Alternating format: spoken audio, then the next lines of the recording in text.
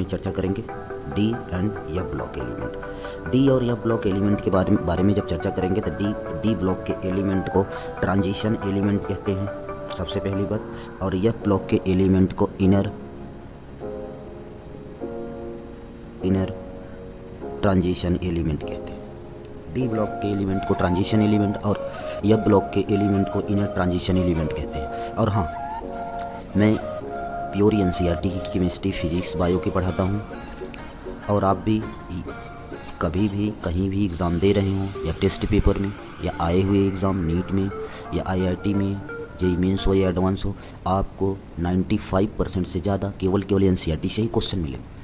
और यदि आप 95% ही सॉल्व कर लें तो भी आप सेलेक्टेड हो जाएंगे।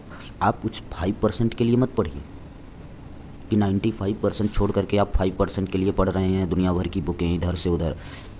आप एनसीईआरटी के पॉइंट वाइज पॉइंट को याद करिए, आपको इससे बाहर नहीं आएगा। मैं अगर डी और एफ ब्लॉक पढ़ा दे रहा हूँ, अगर इससे बाहर कहीं भी आएगा तो हमें बताना, आप पहले देखते रहो। चलो देखते डी और एफ ब्लॉक एलिमेंट में। सबसे पहले चलिए बात करते हैं डी ब्लॉक एलिमेंट के। डी ब्लॉक एलिमेंट की बात करें तो डी ब्लॉक पीरियोडिक टेबल में ग्रुप नंबर आपका ये जो ग्रुप नंबर 3 से लेकर के 12 तक के बीच में प्रेजेंट होता है। ग्रुप नंबर 3 से लेकर के 12 के बीच में, तो इसको डी ब्लॉक एलिमेंट क्यों कहते हैं? क्योंकि जो इलेक्ट्रॉन भरे जाते हैं, इसमें जो इलेक्ट्रॉन हम भरते हैं वो डी ब्लॉक में भरते हैं, इसीलिए इसको डी ब्लॉक एलिमेंट कहते हैं। Progressively filled in the orbital field in each 4 long period. इसके 4 लंबे पीरियड हैं, 3D series, 4D series, 5D series, 6D series के नाम से जानते हैं। आप पीरियोडिक टेबल में बातें जानते होंगे, अब हम जल्दी पीरियोडिक टेबल भी डालेंगे। अब शुरुआत हम पीरियोडिक टेबल से ही करेंगे। अभी इसको पढ़ा लूँ, इसको कुछ लोगों ने बोला कि उसको बता दें, इसलिए नहीं तो वरना हम पीरियोडिक टेबल भी पढ़ाएंगे अभी एनसीईआरटी की। अब जैसे एफ ब्लॉक एलिमेंट की बात करें तो एफ ब्लॉक एलिमेंट जो होता है 4F एंड 5F ऑर्बिटल को कंटेन करता, प्रोग्रेसिवली फिल होता है। केवल 4F और 5F ऑर्बिटल में भरे जाते हैं। और आप देखेंगे एनसीईआरटी इस बात को भी लिखते हैं, आप देखोगे कि जो पीरियोडिक टेबल है उससे बाहर सेपरेटली एक पैनल में बॉटम पॉइंट पे एक दूसरा टेबल दे रखा है, दो पीरियड का, और वही क्या है, एफ ब्लॉक के एलिमेंट हैं, आपने देखा होगा। और फिर बात करें, एक डी ब्लॉक के एलिमेंट को ट्रांजिशन मेटल कहते हैं और एफ ब्लॉक के एलिमेंट को इनर ट्रांजिशन एलिमेंट कहते हैं। अभी तो आपको बताया।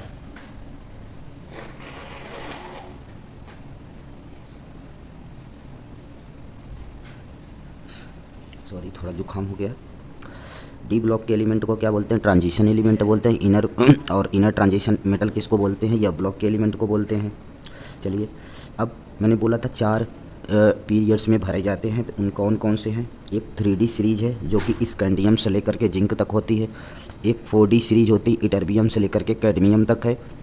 एक 5D नाम की सीरीज है जो लैंथेनम के बाद बीच में एफ ब्लॉक के एलिमेंट आते हैं, उसके बाद हाफनियम से लेकर के मरकरी तक होती है। एक 6D नाम की सीरीज है जो कि एक्टिनम एलिमेंट, और उसके बाद रदरफोर्डियम से लेकर के कैडमियम के तक लास्ट 118 उससे पहले 112 तक होती है। ठीक, 2 series of inner transition element. यदि बात करूं आपके, वो 2 सीरीज जो बॉटम मोस्ट पॉइंट पे पीरियोडिक टेबल से बाहर दे रखे हैं वो एफ ब्लॉक के एलिमेंट है, इनर ट्रांजिशन एलिमेंट। अब ध्यान से देखना, जो 4F में आता है सीजियम से लेकर के लुडोसियम तक होता है जो कि लैंथेनॉइड में आती है। 5F वाली थोरियम से लेकर लॉरेंसियम तक होता है जो एक्टिनॉइड में आती है। इसीलिए इसको 4F वाले को लैंथेनॉइड बोलते हैं, 5F वाले को क्या बोलते हैं? एक्टिनॉइड बोलते हैं। याद रहिएगा। चलें, ये जो ट्रांजिशन मेटल डिराइव्ड कहाँ से हुआ, ट्रांजिशन मेटल्स डिराइव्ड कैसे हुए, सबसे पहले ये बात करें तो ट्रांजिशन मेटल इसलिए बोलते हैं क्योंकि ये जो है आपके याद रखना, ट्रांजिशन मेटल टर्म आया है, क्यों आया है? क्योंकि ये जो केमिकल इनकी प्रॉपर्टी है, जो एटम है ट्रांजिशन मेटल के अंदर, इनर ट्रांजिशन, इनकी जो प्रॉपर्टी होती है ये विटामिन एस और पी ब्लॉक के एलिमेंट के बीच में होती है। Okay,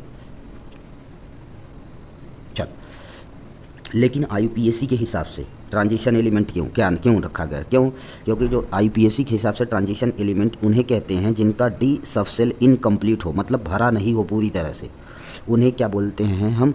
transition metal. तो आप कहोगे ऐसे तो कुछ एलिमेंट हैं जिनके तो भरे होते हैं, डी वाले सबसेल भरे होते हैं, डी और एस दोनों भरे होने चाहिए। ओके, तब कोई भी यस भी खाली है या डी भी खाली तो वो दिक्कत नहीं होगी। चलो, जैसे फॉर एग्जांपल आप जानते होंगे कौन कौन से ऐसे हैं जो फुल्ली भरे होते हैं। तो आप जानते हैं एक होता है आपका जिंक, एक होता है कैडमियम, एक होता है मरकरी Hg। आप ये जान लीजिए ये तीनों डी ब्लॉक के तो मेंबर हैं, डी ब्लॉक के मेंबर तो हैं। यहीं वहीं पे लिखो अपने नोट्स, कहीं भी नोट्स बना सकते हैं आप, जो पॉइंट बोल रहा हूँ इन सब की चीज़ों को लिखिए। बट ये not a transition element, not transition element, not, ये ट्रांजिशन एलिमेंट के अंदर नहीं आते हैं। ओके, वही लिखा गया जो जिंक है और कैडमियम है आपका, जो जिंक और कैडमियम। एंड बात करें आपके मरकरी का, तो मरकरी ये सभी ग्रुप नंबर 12 के अंदर आते हैं। इनके डी ऑर्बिटल फुल्ली भरे होते हैं और ground state as well as common oxidation state, चाहे ग्राउंड स्टेट हो चाहे कॉमन ऑक्सीडेशन स्टेट, इसलिए not regard the transition element, इनको ट्रांजिशन एलिमेंट के अंदर नहीं रखते। ओके, चले आगे बढ़ जाएँ, याद हो जाए। इसके नीचे उतना कुछ खास नहीं है। Being the end of member of 3D 4D 5D transition series respectively their chemistry in study along the chemistry transition element, इसमें कुछ नहीं। अब यदि डी ऑर्बिटल में मतलब पार्शियली फिल्ड है, कुछ भरा है कुछ खाली है, तो उसे ट्रांजिशन एलिमेंट बोलेंगे। एफ ऑर्बिटल के अंदर ऐसा कुछ है तो उसे इनर ट्रांजिशन एलिमेंट बोलेंगे, ये भी आपको पता है। और उसके अलावा सभी नॉन ट्रांजिशन एलिमेंट हैं। और नॉन ट्रांजिशन एलिमेंट कौन कौन से यदि आपसे पूछा भी जाए, नॉन ट्रांजिशन एलिमेंट कौन कौन से यदि आपसे पूछा भी जाए तो कौन कौन से, जिंक कैडमियम मरकरी, तो डी ब्लॉक के मेंबर होते हुए भी नॉन ट्रांजिशन एलिमेंट हैं।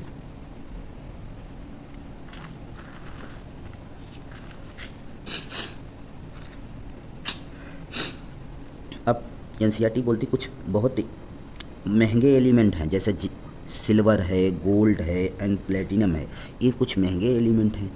एनसीईआरटी कुछ और भी बोलती, इंडस्ट्रियली इम्पोर्टेंट मेटल कौन कौन से, आपका आयरन हो गया, कॉपर हो गया, टाइटेनियम हो गया, जो कि ट्रांजिशन सीरीज से बिलोंग करते हैं।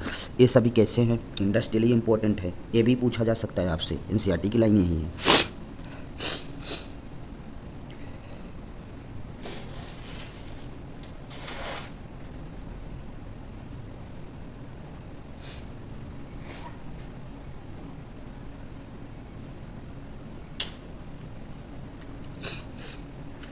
चलिए आ जाइए, अब बात करते हैं नेक्स्ट। यहाँ पे कोई वैसे खास बात नहीं है, एक बार देख लेते हैं जरूर। Self first deal electronic configuration occurring in general characteristic of transition element special emphasis in ten to property of first row 3D। हाँ, बोल रहा है जैसे ट्रांजिशन एलिमेंट जो पहला रो है 3D का बोलते हैं फर्स्ट रो ट्रांजिशन मेटल।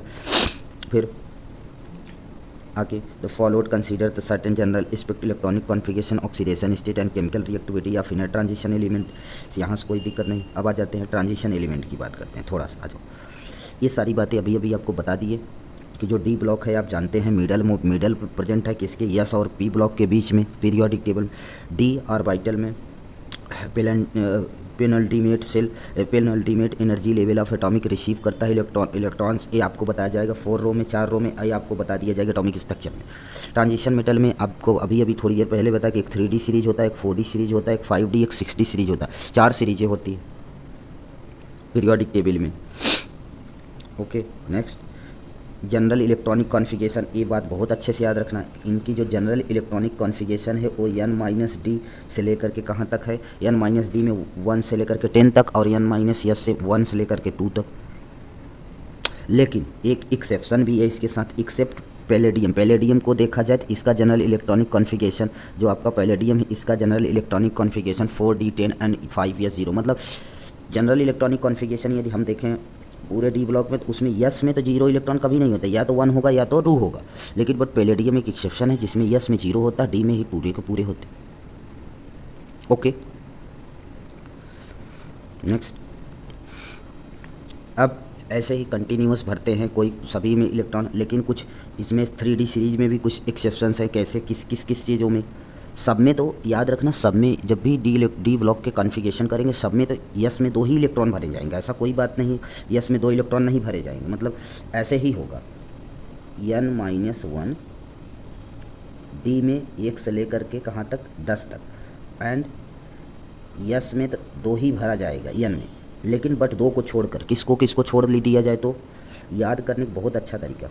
कुकुर, कुकुर, कुकर, कुकर, कुकर, कु से कपर, कर क्रोमियम। इसमें क्या भर देते हैं? 3D10 4s1। इसमें क्या भर देते हैं? इसमें भर देते हैं 3D5 4s1। बस ये दो ऐसे हैं जिसमें क्या किया जाता है, यस में 1 इलेक्ट्रॉन भरे जाते हैं। ओके, याद हो जाएगा।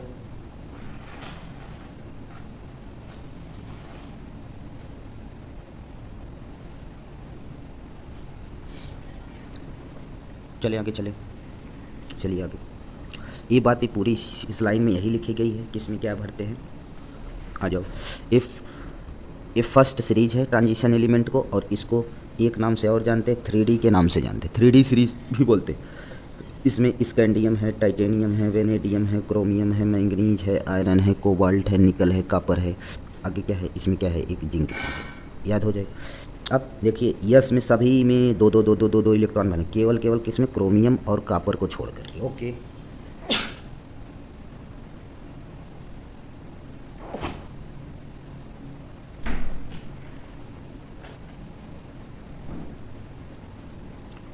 समझ में आ गया। चले नेक्स्ट, आ जाइए नेक्स्ट। ये किसका है? 2D सीरीज के मेंबर हैं। 2D सीरीज, इनको आप सेकंड सीरीज बोल सकते हो, सॉरी, या 4D सीरीज बोल सकते हो। ऊपर वाला 3D सीरीज था, इसको सेकंड सीरीज या 4D सीरीज बोल। अब ये थर्ड सीरीज है, या 5D बोल सकते हैं इनको। Okay, next. ये फोर्थ सीरीज है, इनको 6D सीरीज भी बोलते हैं। आप इनके देख सकते हैं, इनके इलेक्ट्रॉनिक कॉन्फ़िगरेशन। अभी आपको इलेक्ट्रॉनिक कॉन्फ़िगरेशन पीरियोडिक टेबल में पढ़ाए जाएगा, और भी तरीके, और एटॉमिक स्ट्रक्चर में भी आपको सारी चीज़ें बताए जाएंगे। ओके,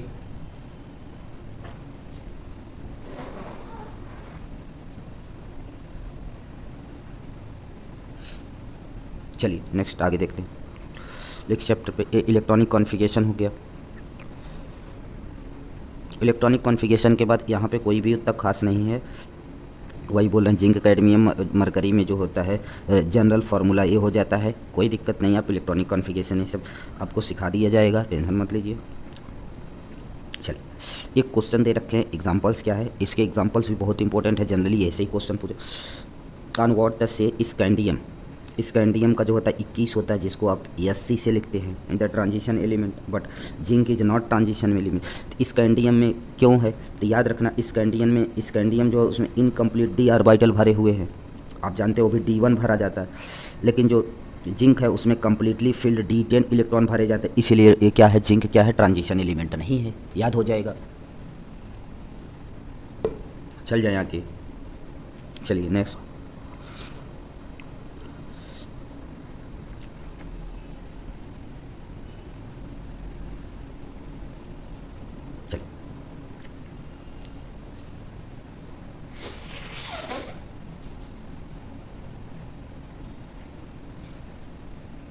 एक यहाँ क्वेश्चन भी है, देखना ज़रा। इसने बोला सिल्वर जो एटम है उसमें तो D ऑर्बिटल पूरी तरह से भरा होता है, लेकिन वो ट्रांजिशन एलिमेंट क्यों कहते थे? तो ये ऐसा नहीं, ट्रांजिशन एलिमेंट उनको कहते हैं या तो नॉर्मल स्टेट पे, किस पे? नॉर्मल केस हो, या फिर ऑक्सीडेशन वाला केस हो। क्या? ऑक्सीडेशन स्टेट वाला केस हो, मतलब चार्ज वाला केस। दोनों के केस में D में कंप्लीट 10 इलेक्ट्रॉन होने चाहिए। कैसे? देखना, आप देखे होंगे, ये बता रहा हूँ, देखना। यदि आप जिंक है Zn, इसमें +2 होगा, तब भी D में क्या होगा? 10 इलेक्ट्रॉन भरे होंगे। हाँ या ना? इसमें 10 इलेक्ट्रॉन हो, चाहे नॉर्मल ऑक्सीडेशन स्टेट हो, चाहे लही हो, और केवल जिंक हो, तो भी इसमें क्या होंगे? 10 इलेक्ट्रॉन भरे होंगे। ओके, चले आगे। हाँ, अब फिजिकल प्रॉपर्टी की बात करें। फिजिकल प्रॉपर्टी की बात करेंगे तो आप जान लीजिए कि जो ट्रांजिशन एलिमेंट है, इनके अंदर एक मेटेलिक प्रॉपर्टी होती है, ये हाई टेंसाइल स्ट्रेंथ होती है, डक्टाइल होते हैं, मेबल होते हैं, हाई थर्मल एनर्जी होती है, एंड इलेक्ट्रिकल कंडक्टिविटी ज़्यादा होती है, इनकी मेटेलिक क्लस्टर होते हैं। Exception, zinc, cadmium, mercury and manganese, ये क्या है? एक्सेप्शंस हैं। One more typical element structure is the normal temperature. अभी क्यों, क्योंकि एक्सेप्शन क्यों है ग्राफ से अभी हम इनके पास समझेंगे। और इनकी जो स्टेलाइटिस स्ट्रक्चर है जनरली देखेंगे तो आपको BCC टाइप का ज़्यादा दिखेगा या HCP टाइप का ज़्यादा दिखेगा। तो याद रखना ये ज़्यादातर HCP या BCC टाइप का स्ट्रक्चर शो करते हैं। आपसे कभी क्वेश्चन नहीं पूछा जाएगा, टेंशन मत लीजिए। ओके,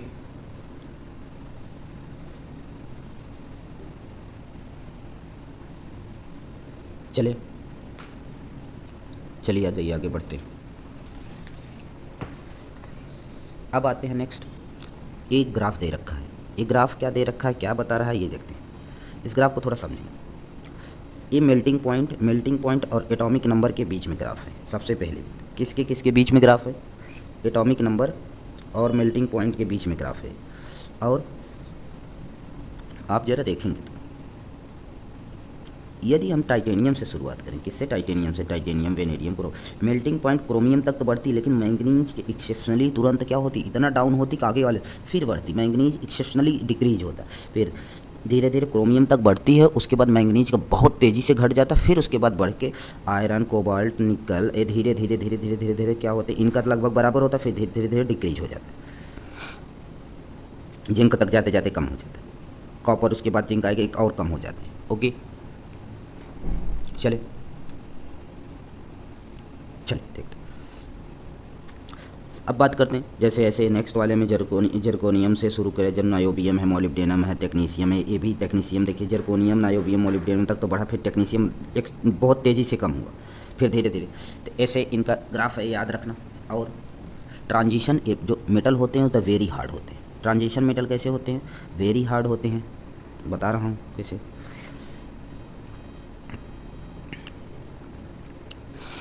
ट्रांजिशन मेटल जितने भी हैं वो क्या होते हैं, वेरी हार्ड होते हैं एंड लो वोलेटिलिटी होती है। जितने भी ट्रांजिशन एलिमेंट हैं हार्ड तो होते हैं लेकिन उनकी वोलेटिलिटी कम होती, एक्सेप्शन कुछ जिंक, कैडमियम एंड मरकरी, इनको छोड़ करके।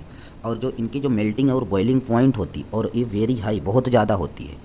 अगर बात करें belonging to 3D 4D 5D series में, तो जो मेल्टिंग पॉइंट का ऑर्डर है इनमें, जो मेल्टिंग पॉइंट का ऑर्डर सबसे ज़्यादा किसका है, 5D का, फिर 4D का, फिर 3D का। सबसे ज़्यादा 5D है, फिर 4D है, फिर 3D है मेल्टिंग पॉइंट का ऑर्डर।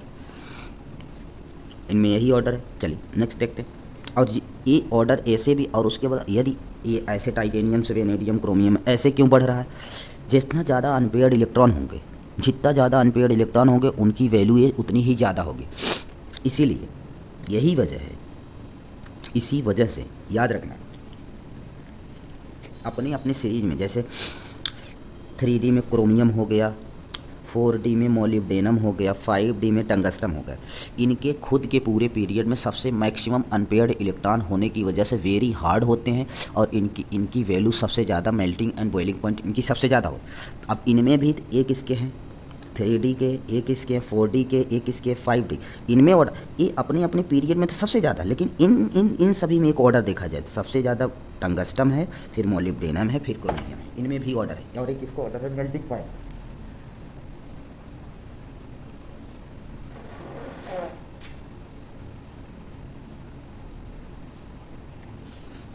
एक इसका ऑर्डर है, याद रखना। एक ऑर्डर भाई साहब आप सबको मेल्टिंग पॉइंट का ऑर्डर पढ़ाया जा रहा है। ओके, और इसमें ऐसे कोई खास बात नहीं लिखी, मैंने सारी बातें इसीलिए लिख दिया। और एक पॉइंट और भी इम्पोर्टेंट है जो बताए कि एनामोलर जो तो सबसे पहले तो जाते टाइटेनियम में, जैसे 3D में बात करें, टाइटेनियम, वेनेडियम, क्रोमियम तक तो बढ़ी, फिर मोलिब्डेनम, मैंगनीज में सबसे कम, तो वही लिखती जो मैंगनीज है आपकी, मैंगनीज एंड टेक्नीशियम में रेगुलरली फॉल तो सब में होता है, फॉल बहुत तेज़ी से आता है, केवल किस में, मैंगनीज और टेक्नीशियम में, ड्यू टू 5D इलेक्ट्रॉन भरे होने की वजह से। ठीक है, नेक्स्ट बात करते हैं।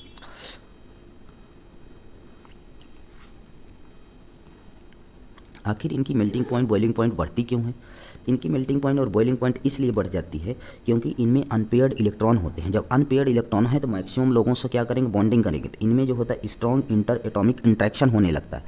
General greater number of valence electron free क्योंकि वैलेंस इलेक्ट्रॉन जो है बहुत ज़्यादा फ्री होते हैं, खाली होते हैं, मतलब अनपेयर्ड है।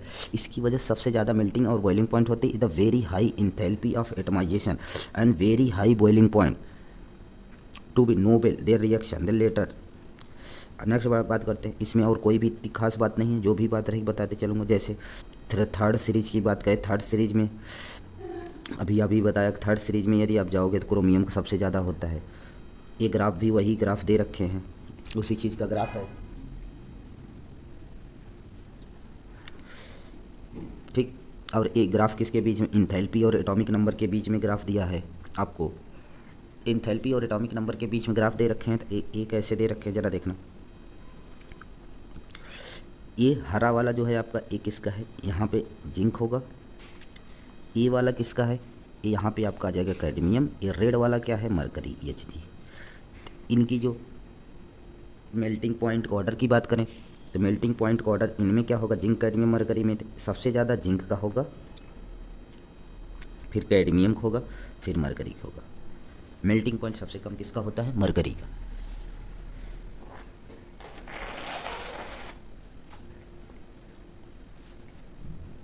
समझ में आ गया, चले आगे बढ़े, चलो आ जाओ नेक्स्ट। अब यहाँ पे ऐसा कोई खास नहीं है, जो जो ऑर्डर आएगा मैं बताते रहूँगा आपको, जो जो ऑर्डर पूछा जाएगा, इसलिए टेंशन मत लीजिए। हाँ, एक ऑर्डर और भी पूछते हैं, ये भी बता देता हूँ आपको, यहीं लगे हाथ, यहाँ खाली लीजिए।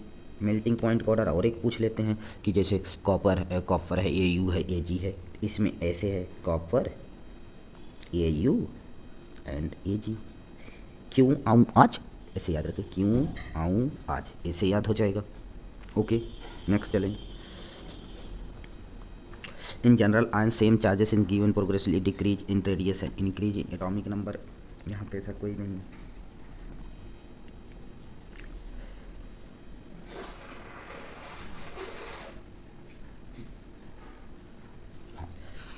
अभी आपको लैंथेनॉइड कॉन्ट्रैक्शन के बारे में भी पढ़ाएंगे। लैंथेनॉइड कॉन्ट्रैक्शन क्या है, एक्टिनॉइड कॉन्ट्रैक्शन क्या है, क्यों है। आप जानते होंगे कि जब टॉप टू बॉटम जानते, जैसे ही हम टॉप टू बॉटम जाते हैं तो साइज़ जो है इंक्रीज करती है। टॉप टू बॉटम जाने पर क्या होता है, साइज़ इंक्रीमेंट आती है। लेकिन जो आप जब देखेंगे जर्कोनियम में देखेंगे और हाफनियम में देखेंगे, इनमें साइज़ क्या होना चाहिए था, नीचे जाने बढ़नी चाहिए थी, लेकिन इनकी साइज़ लगभग इक्वल हो जाती है। क्यों, क्योंकि ड्यू टू इसकी हाफनियम की लैंथेनॉइड कॉन्ट्रैक्शन होने की वजह से जो होता है, इसका जेड इफेक्टिव बढ़ जाता है, इससे क्या होता है, साइज़ डिक्रीज हो जाती है। अभी इसकी भी चर्चा हम लैंथेनॉइड कॉन्ट्रैक्शन, एक्टिनॉइड कॉन्ट्रैक्शन में ली, हम ज़्यादातर डायरेक्ट वहीं पीरियोडिक टेबल में कॉन्ट्रैक्शन की बात करते हैं, लेकिन हम यहाँ बात करेंगे अभी या ब्लॉक के एलिमेंट में, sorry. increase atomic size and increase atomic number, net resultant of lanthanide contraction।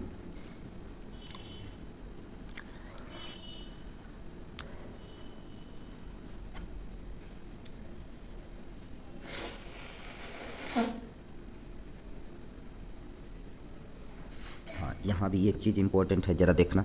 यदि ज़रा देखना भी बोला, दोनों को साइज़ बराबर होती है, जर्कोनियम और हाफनियम का साइज़ बराबर होती है, लेकिन कभी पूछे कि किसकी ज़्यादा होती है, अगर आप बराबर का ऑप्शन भी नहीं है तो देख लीजिए, हल्का सा जर्कोनियम का ज़्यादा है, हल्का सा हाफनियम का कम। और बात करें तो इनकी जो फिजिकल प्रॉपर्टी है, the more physical and chemical properties है, जो much more than expected on the basis of use family relationship. Factor responsible for lanthanoid contraction, lanthanoid contraction के लिए फैक्टर कौन कौन से रिस्पॉन्सिबल फैक्टर्स हैं लैंथेनॉइड कॉन्ट्रैक्शन में, इसकी बात करें तो आप देखेंगे कि सबसे पहले एक फैक्टर इंपॉर्टेंट होता है शील्डिंग इफेक्ट। आप शील्डिंग इफेक्ट के बारे में पढ़ेंगे, पीरियोडिक टेबल शील्डिंग इफेक्ट होती है।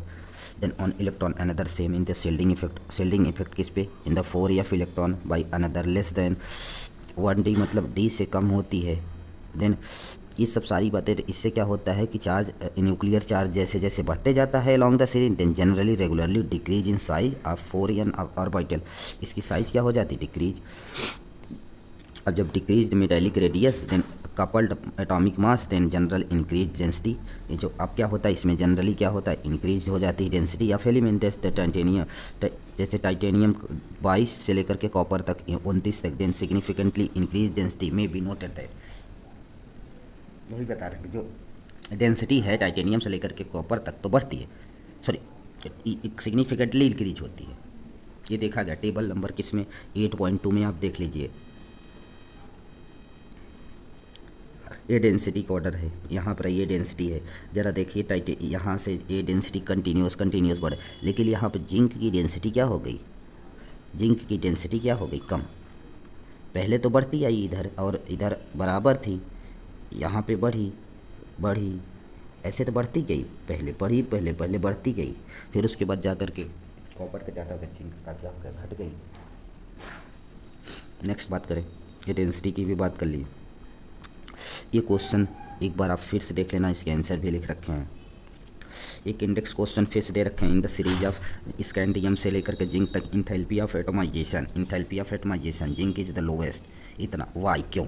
इंथैल्पी ऑफ एटमाइजेशन जो है, यदि बात करें तो जिंक का सबसे कम होता है। क्यों होता है enthalpy of atomisation? Enthalpy of atomisation के बारे में आपको जब पढ़ाऊँगा तो वहाँ पर ज़रूर बता दूँगा आपको, ठीक। अब आती है आयनाइजेशन इंथैल्पी की बात करते हैं। आयनाइजेशन इंथैल्पी, इसकी चर्चा वहीं पे करेंगे, किसमें, पीरियोडिक टेबल में। इन सब इंथैल्पी ऑफ एटमाइजेशन, इन सब के बारे में सब पहले वही चर्चा करेंगे सब।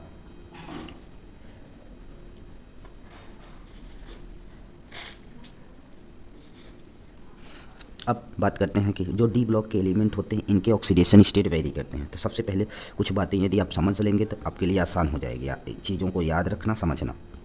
सबसे पहले बता दूं कि दो डी ब्लॉक 3D सीरीज की बात करें, जनरली हम 3D की बात करें, उसमें जो स्कैंडियम है एक और एक जो जिंक है, इनका ऑक्सीडेशन स्टेट फिक्स होता है। स्कैंडियम का +3, जिंक का +2, इनमें कोई भी बदलाव नहीं होता। ओके, हाँ। और बाकियों में क्या होता है, एक हायर ऑक्सीडेशन स्टेट होता है और एक lower oxidation state. Higher oxidation state किसका कितना होगा, ए ऐसे याद रखना कि यस ब्लॉक के इलेक्ट्रॉन और डी ब्लॉक में जो अनपेयर्ड इलेक्ट्रॉन होंगे, जो अनपेयर्ड डी ब्लॉक में जितने अनपेयर्ड इलेक्ट्रॉन होंगे वो हायर ऑक्सीडेशन स्टेट बताएंगे। लोअर ऑक्सीडेशन स्टेट कौन बताएगा? लोअर ऑक्सीडेशन स्टेट आपका वो बताएगा कि जो यस ब्लॉक के एलिमेंट में कितने नंबर ऑफ इलेक्ट्रॉन है, यदि वो है वो लोअर ऑक्सीडेशन स्टेट बताएगा आपका। ओके, लेकिन यस लोअर ऑक्सीडेशन स्टेट का एक क्रोमियम, इसका एक्सेप्शन है। या क्रोमियम में बात करें लोअर ऑक्सीडेशन स्टेट 1 होना चाहिए यदि कम है तो, लेकिन क्रोमियम का क्या होता है +2। ओके, चलिए अब सबके ऑक्सीडेशन स्टेट देख लीजिए। जैसे कॉपर में के लोअर ऑक्सीडेशन स्टेट 1 है और हायर ऑक्सीडेशन स्टेट +2, क्योंकि इसमें इतने ही अनपेयर्ड। चले नेक्स्ट बात करते हैं।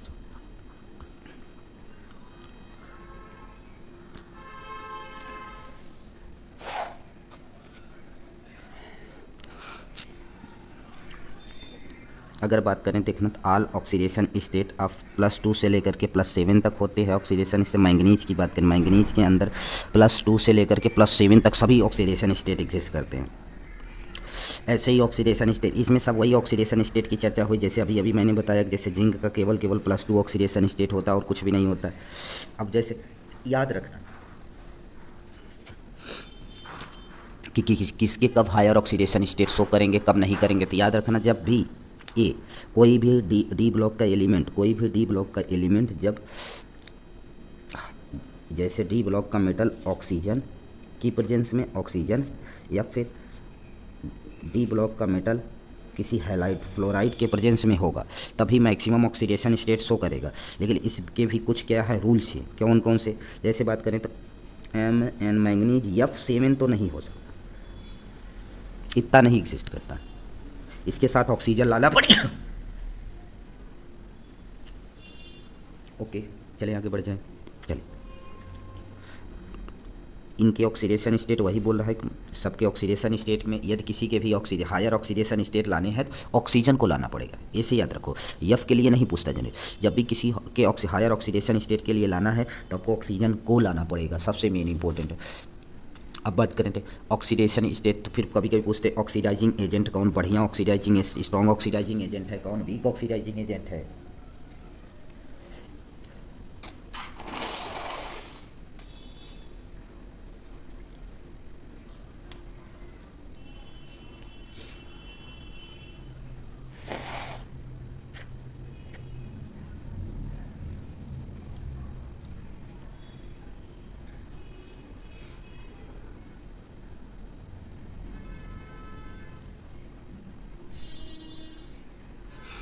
इसको याद करना, ऑक्सीडाइजिंग एजेंट नेचर कैसे याद रखोगे, तो याद रखना जब आप यदि आप जब लेफ़्ट टू राइट जाएंगे, एक जाते हैं आप टॉप टू बॉटम जाते हैं। यदि आप लेफ़्ट टू राइट जाएं, जैसे स्कैंडियम से शुरू हो, टाइटेनियम, वेनेडियम, क्रोमियम इधर जा रहे हैं, आप इधर जैसे जैसे जाएंगे तो आप याद रखना कि ऑक्सीडाइजिंग एजेंट नेचर क्या होगा, इंक्रीज। यदि टॉप टू बॉटम जाएंगे, यदि आप टॉप टू बॉटम जा रहे हैं तो आप यदि टॉप टू बॉटम जाएंगे तो वही ऑक्सीडाइजिंग एजेंट नेचर क्या होगा, डिक्रीज। बस इसे याद रख लीजिए। अब कभी कभी पूछे यदि ऑक्साइड की स्टेबिलिटी का ऑर्डर, ऑक्साइड की स्टेबिलिटी तो लेफ्ट टू राइट जाने पे स्टेबिलिटी डिक्रीज करती है, टॉप टू बॉटम जाने पे स्टेबिलिटी इंक्रीज करती है। ओके, अब कुछ बातें और भी हैं। लोअर ऑक्सीडेशन स्टेट, पाई एक्सेप्टर करेक्टर किसके किसके हैं, जैसे निकल जैसे और आयरन कोबाल्ट, इन सब पाई एक्सेप्टर की तरह बिहेव करते हैं। इन सब के ऑक्सीडेशन स्टेट जीरो भी होते हैं, जैसे आयरन और निकल दोनों के ऑक्सीडेशन स्टेट कैसे हैं, जीरो हैं। ओके, एक आपको क्वेश्चन भी दे रखा examples, the number of transition element not exhibit in the variable oxidation state. तो अभी अभी आपको बताया वेरिएबल ऑक्सीडेशन स्टेट किसके नहीं थे, scandium does not exhibit variable oxidation state. वैसे जनरली में जिंक भी कभी भी वेरिएबल ऑक्सीडेशन स्टेट नहीं एग्जिस्ट करती है, याद हो जाए। ये वाला इंडेक्स क्वेश्चन भी आप लगा सकते हैं। हम इंडेक्स क्वेश्चन भी बाद में सारे एनसीईआरटी के क्वेश्चन भी लगवाएंगे, तो उसमें सब सारी क्वेश्चन को भी कवर अप करेंगे। अब कुछ बात करते हैं, जैसे ये आपको एक ग्राफ दे रखे हैं, standard electrode potential, standard electrode potential, और इन सब के बीच में यदि ग्राफ देखें, स्टैंडर्ड इलेक्ट्रोड पोटेंशियल, इनके बीच में यदि आप ग्राफ देखेंगे तो इसमें कुछ इंपॉर्टेंट बातें हैं जिसको मैं बता रहा हूँ, ये सब बहुत ही इंपॉर्टेंट है। जैसे फॉर एग्जांपल यदि बात करें कॉपर की, यदि आपका जो कॉपर है वो कॉपर जो है भाई साहब, जो कॉपर है ये ज़्यादातर एक्वस मीडियम में +2 ऑक्सीडेशन स्टेट पर एग्जिस्ट करता है। एक्वस मीडियम में कॉपर जो है एक्वस मीडियम में +2 ऑक्सीडेशन स्टेट में। इसको कैसे, इसकी पूरी फिजियोलॉजी बताता हूँ। जैसे फॉर एग्जांपल यदि कहीं पे कॉपर +2 में कब मोर स्टेबल होता है, जब कोई एक्वस मीडियम हो। जब एक्वस मीडियम होगा, जैसे फॉर एग्जांपल आप कभी जैसे कॉपर +1 दे दिए और एक्वस मीडियम प्रोवाइड कर दिए, तो एक कॉपर क्या करेगा, डिसप्रपोर्शनेशन रिएक्शन करेगा, एक +2 एंड एक कॉपर सॉलिड में चला जाएगा इन एक्वस मीडियम। लेकिन यदि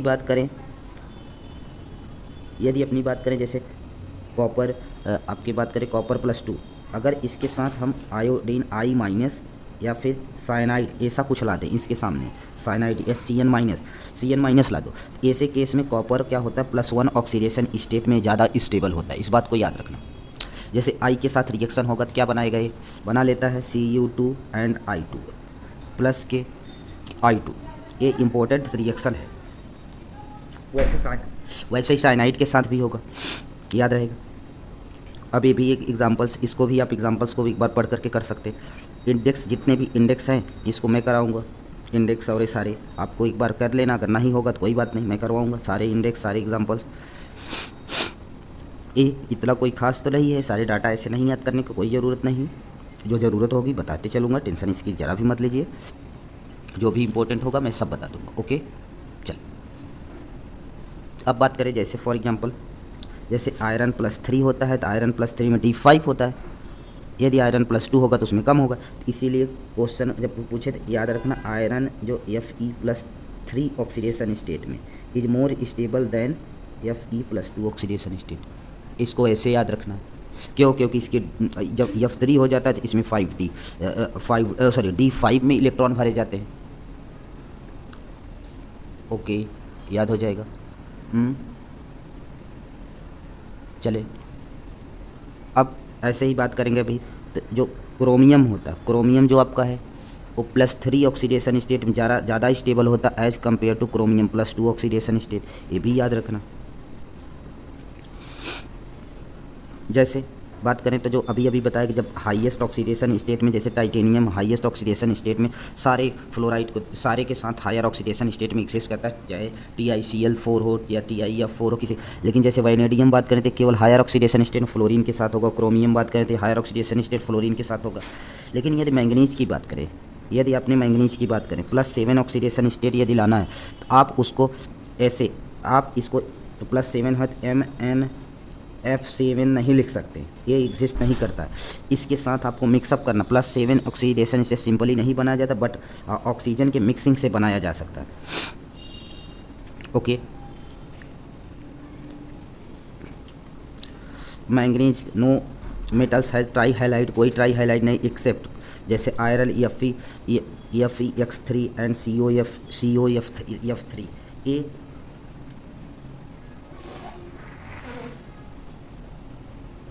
ये सारे लोग, ये दो लोग हैं जो कि ट्राई हाइलाइट के फॉर्म में एग्जिस्ट करते हैं।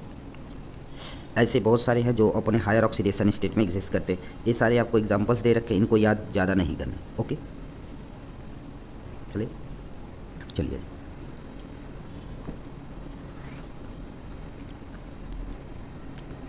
ये अभी एग्जांपल आपको बताया जैसे कॉपर +2 है, ये जब भी आयोडीन के साथ आएगा तो ये यहाँ +1 ऑक्सीडेशन स्टेट में हो जाएगा, +1 ऑक्सीडेशन। और आयोडीन की जगह यदि ओ रहा, क्या रहा, साइनाइड रहा, Cn- वो भी यही काम करता है। लेकिन यदि यही copper +1 oxidation state in aqueous medium solution provide करते देन अंडरगो क्या दिखाता डिस्प्रपोर्शनेशन, ये डिस्प्रपोर्शनेशन का वो है। ओके याद हो जाएगा, ये बातें भी बता दी आपको। और नेक्स्ट यहाँ पर ऐसे कोई इतनी खास बात नहीं है, जो भी आपको खास लगे, जो भी इंपॉर्टेंट लगे मैं सब बताते चलूँगा आपको। ये सारे डी ब्लॉक के जो जितने भी 3D मेटल हैं उनके सभी ऑक्साइड्स हैं, ऑक्साइड्स दे रखे हैं, इनको भी ज़्यादा वैसे ध्यान में नहीं रखना, कोई बात नहीं। जैसे अभी क्वेश्चन देता है कि एग्जांपल्स क्या देता है कि can you account increasing oxidising power in series इतना this due to the increasing stability of lower species they reduced.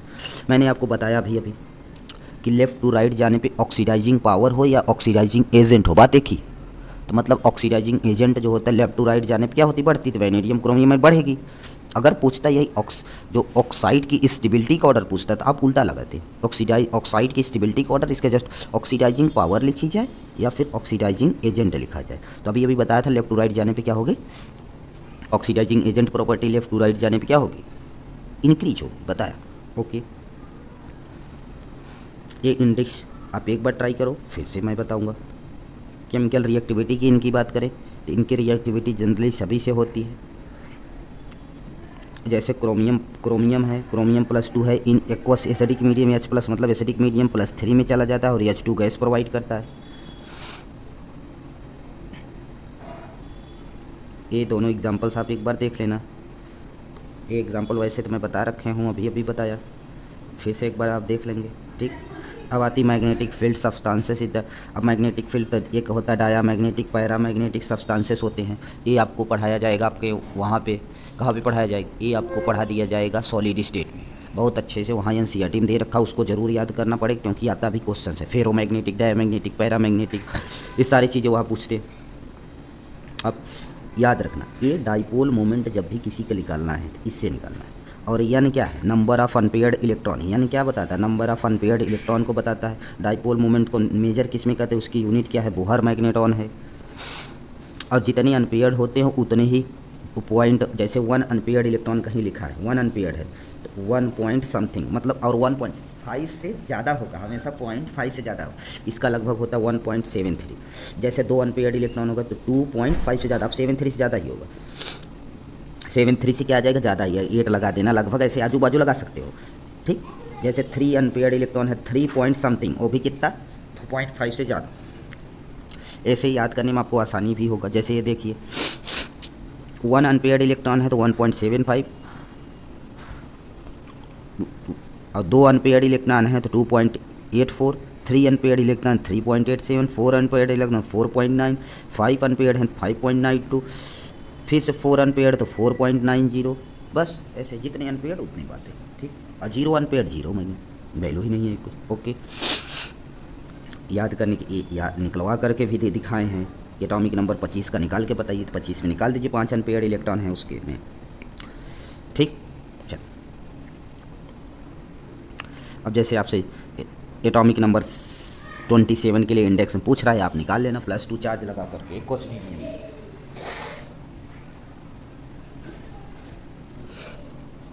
अब बात करें तो आपको कुछ केमिकल्स के कलर भी दिखाए गए हैं, some first low in the transition, कुछ के कलर दिखाए गए हैं आपको। इनके कलर भी एक बार देख लो, कभी पूछा तो नहीं गया है, कभी पूछा नहीं गया, टेंशन नहीं लेना है, एक बार देख लेना।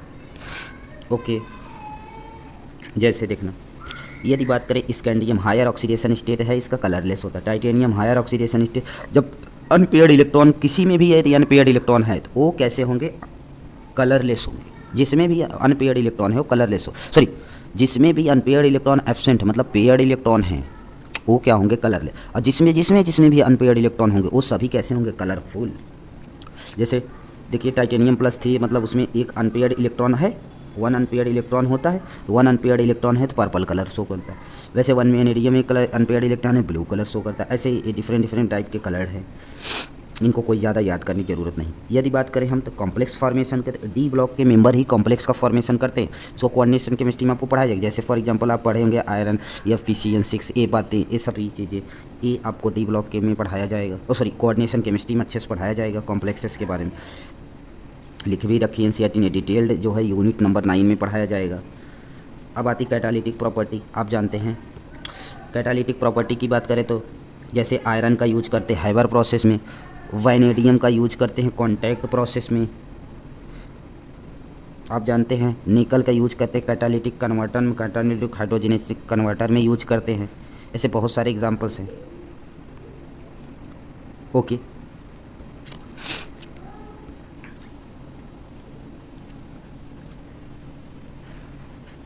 फॉर एग्जांपल बात करें जैसे आयरन +3 है, catalysed between the iodide then persulphate, मतलब एक कैटालिस्ट की तरह काम कैसे करता है।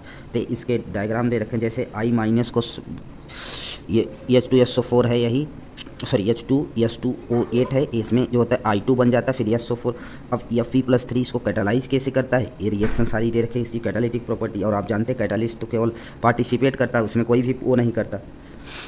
अब ये जो डी ब्लॉक एलिमेंट है, फॉर्मेशन ऑफ इंटरस्टिशियल कंपाउंड का फॉर्मेशन कैसे करते हैं। इंटरस्टिशियल कंपाउंड का फॉर्मेशन जो भी करते हैं ये क्या करते हैं, इनका जो क्रिस्टल लैटिस होता है, जो इनर ट्रांजिशन एलिमेंट के जो इंटरस्टिशियल, इनमें क्या होता है, इंटरस्टिशियल स्पेस होता है, मतलब खाली जगह हो जाती है। उसमें छोटे छोटे स्मॉल एलिमेंट जैसे हाइड्रोजन, कार्बन, नाइट्रोजन, ये क्या हो जाते हैं, आकर के उस खाली सी जगह में क्या हो जाते हैं, ट्रैप हो जाते हैं, आकर के क्या फंस जाते हैं। जैसे titanium carbon, manganese nitrogen, iron hydrogen, vanadium hydrogen, titanium ऐसे सब आकर के क्या हो जाते हैं, उसमें ट्रैप्ड हो जाते हैं। ट्रैप्ड होने की वजह से इनकी क्या होती है, प्रॉपर्टी थोड़ी सी क्या हो जाती है, नॉर्मल के कंपेयर में चेंज होता है। जैसे they high melting point and higher than pure metal के केस में हाई मेल्टिंग पॉइंट हो जाना, very hard as compare appropriate right approach the diamond hardness then, और फिर रिटेन मेटालिक कंडक्टिविटी को रिटेन करते हैं। एंड केमिकली क्या हो जाते हैं, इनर्ट हो जाते हैं। इनर्ट और केमिकली इनर्ट मतलब कि नॉन रिएक्टिव टाइप्स हो जाते, और ये एलॉय का भी फॉर्मेशन करते हैं।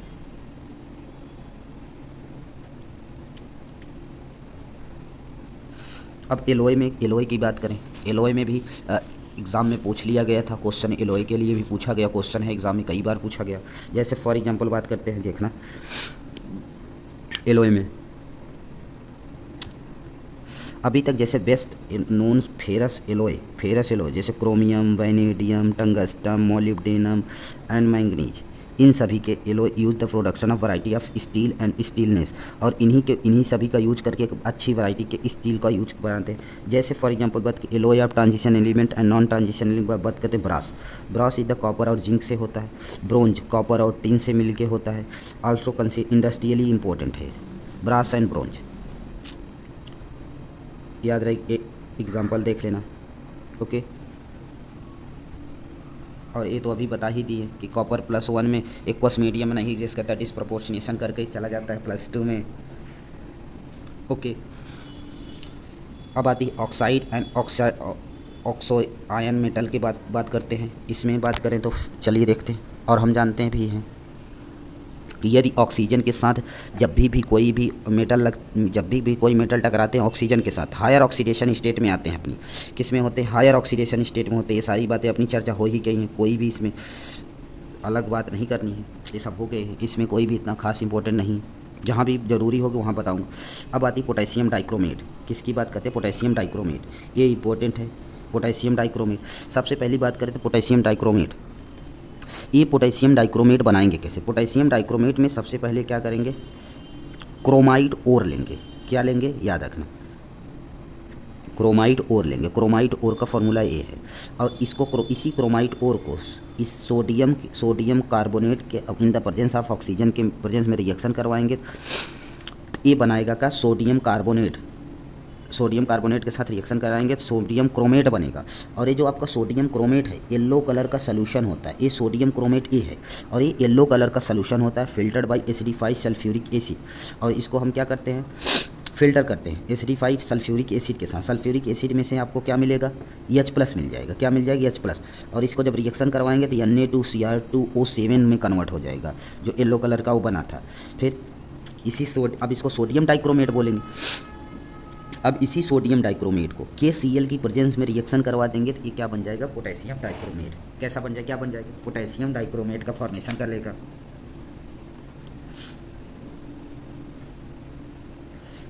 और ये जो पोटेशियम डाइक्रोमेट है आपका, ये जो पोटेशियम डाइक्रोमेट है, ये पोटेशियम डाइक्रोमेट आपका कैसा होता है, ऑरेंज कलर।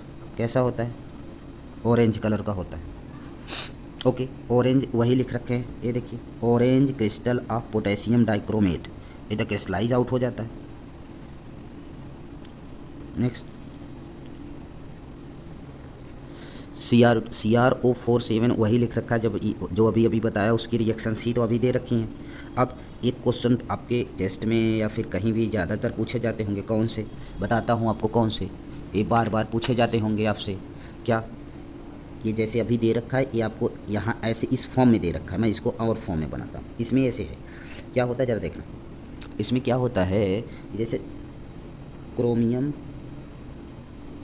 -2 ये कभी कभी कन्वर्ट होता है, ऐसे कन्वर्जन होता है, कन्वर्जन होकर के बनाता क्या है, क्रोमियम 2 ऑक्सीजन 7 -2 ऐसे बनाता है। लेकिन कब कैसे बनाता है, ये बात बहुत ही याद रखो। जब H+ दोगे तो जो है क्रोमियम CrO4-2 कन्वर्टेड हो जाता है Cr2O7। लेकिन जब आप OH- दोगे, मतलब बेसिक मीडियम दोगे, एसिडिक मीडियम में ऑक्सीजन बढ़ जाएगा, Cr2O7 हो जाएगा, और बेसिक मीडियम में क्या हो जाएगा, घट जाएगा, कम हो जाएगा। ये बात याद रखना। अब ये इसके डायग्राम है, chromite ion and dichromate ion के डायग्राम है, ये भी याद रखना। ओके, अब इसका एंगल ज़्यादा नहीं याद रखने, कोई बात नहीं। अब ये जो क्रोमियम डाइक्रोमेट है, इसके भी कुछ फीचर्स हैं। एसिडिक मीडियम में जो क्रोमियम डाइक्रोमेट है, एसिडिक मीडियम में ये ऐसे याद रखते हैं, जो जब क्रोमियम +3 में आ जाता है, कब, एसिडिक मीडियम में, ठीक। तो ये एसिडिक मीडियम में क्रोमियम +3 से एसिडिक मीडियम में आ जाते हैं +3 में, तो ये किसकी तरह बिहेव करता है, ऑक्सीडाइजिंग एजेंट की तरह बिहेव करता है। क्या है, ऑक्सीडाइजिंग एजेंट है। अब ये ऑक्सीडाइजिंग एजेंट है तो सबको क्या कर देता है, ऑक्सीडाइज्ड कर देता है। क्या करता है, सबको ऑक्सीडाइज करता है, याद रखना। ऑक्सीडाइज्ड आयोडीन को ऑक्सीडाइज कर देता है। इसीलिए याद रखना कि जो क्रोमियम जो आपका ये है, एक K2Cr2, ये एक ऑक्सीडाइजिंग एजेंट भी है। जैसे I- को I2 में ऑक्सीडेशन, इसका भी क्या कर दिया, ऑक्सीडेशन कर दिया। जैसे Sn+2 है तो इसका भी ऑक्सीडेशन करके +4 में है। आयरन +2 है तो आयरन +3 ऑक्सीडेशन किया। H2SO4, अब H2SO4 में S-2 था, अब यहाँ पर 0 में हो गया, ये भी ऑक्सीडेशन स्टेट हुआ, ऑक्सीडाइज्ड कर देता है। ओके, अब नेक्स्ट आ जाती है पोटेशियम परमैंगनेट। नेक्स्ट लेक्चर में पोटेशियम परमैंगनेट और क्या पढ़ेंगे हम लोग, या ब्लॉक के बारे में पढ़ेंगे। Okay, thank you. और यार सब्सक्राइब करिए और इसको शेयर भी करिए। आपको मैं प्योर NCERT अच्छे से लाइन बाय लाइन रीड करवा दूंगा और यहीं जो इंपॉर्टेंट है लिख दूंगा। इससे जितना बता रहा हूँ उससे बाहर एक भी क्वेश्चन नहीं है। ऐसा भी मत सोचिए मैं बीच में छोड़ देता हूँ तो वो भी है, वो नहीं आता है, इसीलिए छोड़ रहा हूँ। आप टेस्ट पेपर दीजिए, आप देख कर आइए।